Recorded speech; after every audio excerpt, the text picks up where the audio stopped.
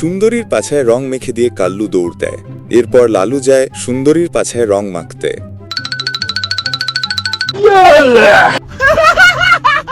রং মাখার পর লালু সেখান থেকে পালিয়ে যায়। এরপর লম্বু যায় সুন্দরীর পাছায় রং মাখতে।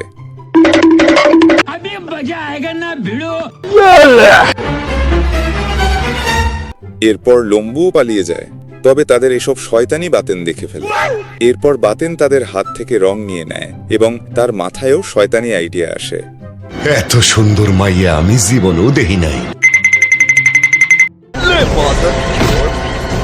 রং মাখা শেষ করে বাতেন রং দিয়ে লাইন টানতে থাকে এবং তার ঘর পর্যন্ত চলে আসে। এরপর সে সুন্দরীর পাছায় পাথর ছুঁড়ে মারে। সুন্দরী এরপর কি করবে তা দেখার আগে আমাদের চ্যানেলটি সাবস্ক্রাইব করে দিন।